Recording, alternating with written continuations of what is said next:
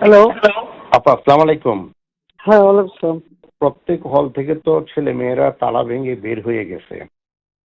এখন তারা রাজু ভাস্কর যে 4-5 হাজার ছেলে মেয়ে জমা হয়েছে, মল চত্বরে জমা হয়েছে এবং যে কোনো মুহূর্তে আমার বাসাও অ্যাটাক করতে পারে।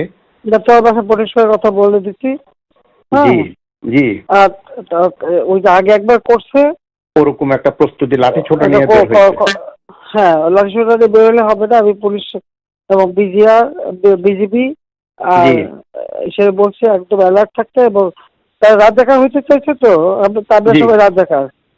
জি জি। ও বলতেছে আমরা সবাই রাজাকার এইভাবে। রাজাকারে তো ফাঁসি দিচ্ছে, বা তোদের তাই করবো, একটা ছাড়বো না, আমি বলে দিচ্ছি। জি এই এতদিন ধরে আমরা কিচ্ছু বলিনি, ধৈর্য ধরছি, তারা আবার বাড়ছে। বেশি বেড়ে গেছে এবং অতিরিক্ত বেড়ে গেছে, অতিরিক্ত। হুম। তা আপা একটু ক্যাম্পাসের নিরাপত্তাটা আর একটু বাড়ানো, আর আমার হ্যাঁ, ক্যাম্পাসের এটা একটা ব্যবস্থা করছি সমস্ত ক্যাম্পাসে।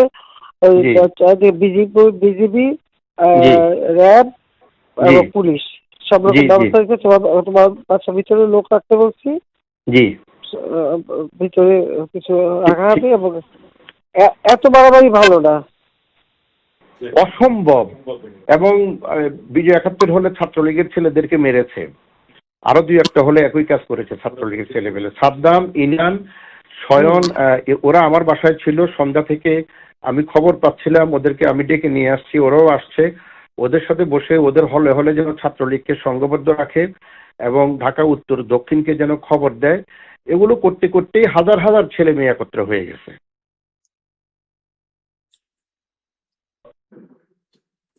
কোন দেশে বাস করি আমরা, এদেরকে বাঁধতে পারছে তো সব থেকে।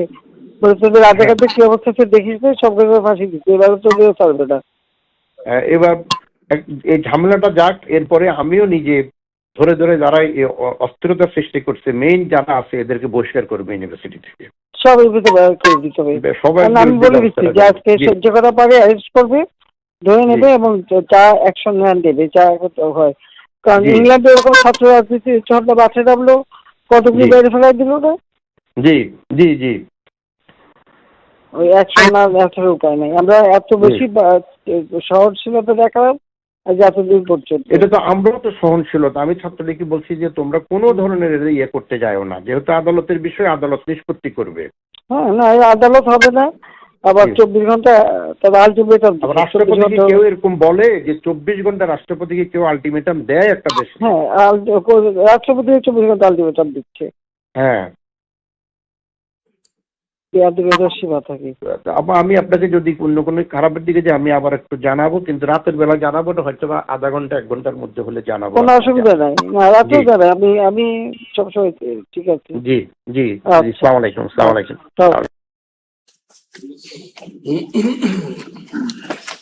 খুব পরিষ্কার কথা, কোনো অস্পষ্টতা না।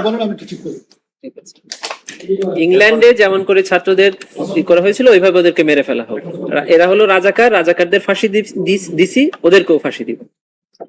আর ভিসি সাহেব বলছেন যে এর পরে পরিস্থিতি ঠান্ডা হলে এদেরকে আইডেন্টিফাই করে তাদের সবাইকে ইউনিভার্সিটি থেকে বহিষ্কার করবে। ছাত্রলীগের নেতাদেরকে তার বাড়িতে সংগঠিত করছে। দুটো দিতেছে ভাইস চ্যান্সেলর, একটাই করে না, তিনটা আছে, দুইটা শোনাচ্ছে, একটা না। তাহলে এবার সাবেক প্রধানমন্ত্রী শেখ হাসিনা এবং হাসানুল হক ইনুর কথা এবার দেখবেন আরো শিখবে।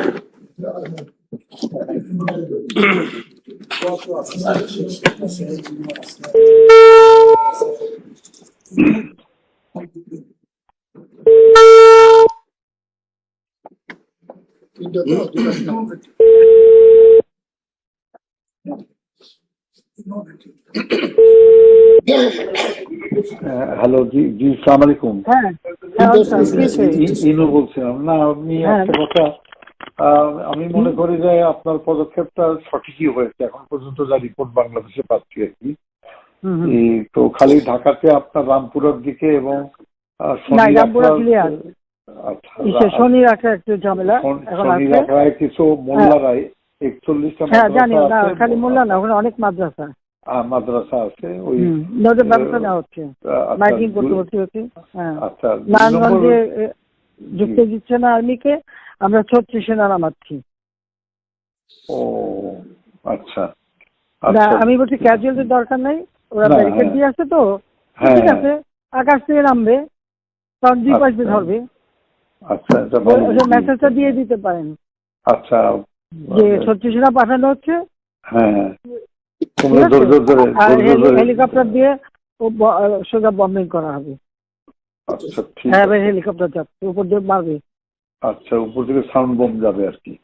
ঠিক হুম। আছে, তো যেটা গেল। আমি একটা পয়েন্ট আপনার একটু নজরে আনার জন্য রিকোয়েস্ট করতেছি যে কারফিউ ধরেন 2-5 দিন যা চললো, কিন্তু কারফিউর পরে যাতে আর মিছিল না নামতে পারে সেই জন্য একটা হোমওয়ার্ক করা দরকার। যেরকম আমি উত্তরা, বাড্ডা, গুলশান, যাত্রাবাড়িতে যারা মিছিল লিড করছে সেগুলো চিহ্নিত আর কি, ছাত্রদল, বিএনপির ছেলেরা শিবিরে। তো সেই ছেলেগুলো মানে ধরেন রিজভিকে অ্যারেস্ট করা বা নূরকে অ্যারেস্ট করা ইম্পর্টেন্ট না, ইম্পর্টেন্ট হচ্ছে ওইখানে গ্রাউন্ডে যে মিছিলটা লিড করেছে।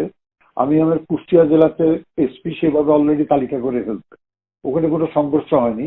একটা ছড়রা গলিতে খালি একজনের পায়ে লাগছে, উনি ম্যানেজ করছে। উনি অলরেডি কম্পিউটারে বসে ছবি দেখে দেখে ছেলেগুলোর তালিকা করতেছে। তা আমি বললাম যে ছেলেগুলোকে আজকে রাত্রের ভিতরে পিক আপ করে নাও, যাতে মিছিলটা লিড না করতে পারে। আমি ঢাকা শহরের জন্য বলছি যে আপনার গোয়েন্দারা নিশ্চয়ই এই তালিকাটা করতে পারবে যে উত্তরায় কারা। আমাদের লোকাল লিডার, ওখানে এমপি খসরু আছে এবং হাসান হাবিব আছে। আমার কালকের যে রিপোর্ট, হাসান হাবিব নামেনি, কিন্তু ও রাগ করে খসরুর উপরে ছেড়ে দিয়েছে এমপি সাহেব মোকাবেলা করুক। তো হাসান হাবিব লোকাল না তো, হ্যাঁ রাইট, লোকাল, ওদের তো লোকজন আছে। হাসান হাবিব নামেনি, আর এখানে ওয়াকিলও সামলাতে পারেনি, ও 2 লাইনে পা দিয়ে চলে। তা আমার কথা হচ্ছে যে একটু যদি লোকাল লিডারদের সাহায্যে তালিকাটা করে নিয়ে আজকে রাতের ভিতরে সব কাস্টডিতে নিতে পারেন, তাহলে কোনো জায়গায়। আর মোহাম্মদপুরে একটা পাঁচতারা ছিল, কালকে আপনি রাত 12টায় দিয়ে খুব ভালো করছেন। আজকে কিন্তু গণভবন ঘেরাও করতো, কিন্তু মোহাম্মদপুরে ওখান থেকে রেডি হচ্ছিল কালকে, মানে এইটা। সুতরাং ডিসিশনটা খুবই কারেক্ট হচ্ছে মাননীয় প্রধানমন্ত্রী। তো আমার মনে হয় আমরা হলো রণক্ষেত্রের সাথী। না, রণক্ষেত্রের সাথী। তো আপনি একটু দয়া করে মানে এই পিক আপটা করতে বলেন, উপরে ওইটা একটু হোমওয়ার্ক করতে বলেন, করে অ্যারেস্ট করে ফেলতে বলেন আজকে।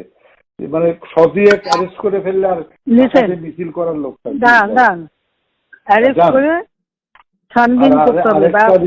আরেকটা রিকোয়েস্ট আমার, যে ইন্টারনেটটা আমার মনে হয় চালু করতে পারেন, এটা আমাদের কাজে লাগবে। সব তো পুরাই দিছে, ডাটা সেন্টারও পুরাই দিছে, পুরাই দিছে। এখন ওই নতুন তার জোড়া লাগতে হবে। তো এটা হলে আমাদেরও মানে এই যে আমি যে কথাটা বলবার চেষ্টা, আমি 71-এ 8টার সময় যাবো, একা কথা বলবো। আমি বলবো যে সরকারের সঙ্গে কোটা আন্দোলনকারীর কোনো বিরোধ নাই, সরকারের সঙ্গে বিরোধ হচ্ছে নাশকতাকারী বিএনপি জামাতের। আপনি বলেছেন এই জিনিসটা প্রোপাগান্ডায় আনতে হবে। যদি ইন্টারনেট থাকে, গণমাধ্যম দিয়ে আমরা পুরো নিউজে ফ্ল্যাট করে দিলাম যে ইন্টারনেট পুরাই দিচ্ছে জীবনে। ওই আমি তো আর আনবো না, যদি অন্য সরকার আসে তখন আনবে। আমি দিচ্ছি ইন্টারনেট, ওরা পুরাইতে থাকুক, ওইটা চলতে হবে। বাংলাদেশে অন্য সরকার আসবে না, আসুক না, আমি যাচ্ছি এখন। না জামাত সাহেব ঠিক আছে, ওটা যারা আপনার যেখানে যেখানে লোক আছে ওই তালিকাগুলি আপনারা করান, আমরাও করাচ্ছি। ঠিক আছে, এই ক্লিয়ারে জামাত শিবিরের আবার নির্বাচনটা ভেঙে দেন ঢাকা শহরে একেবারে এক্সপোজ হয়েছে আর কি। একটু দেখেন, আর আমি বাদ বাকি আমাকে যেটা বলবেন আমি ইনশাল্লাহ করবো। না, ওই তালিকাগুলি একটু করায় ফেলান, আর নিজেদের লোকজন এই সুতা যা পারেন, ওই শিবির যে করা আছে যা আছে সবদূর পারেন, ওইটা আমার জন্য না নাই। ওকে, বুঝছি, ঠিক আছে, আচ্ছা জি।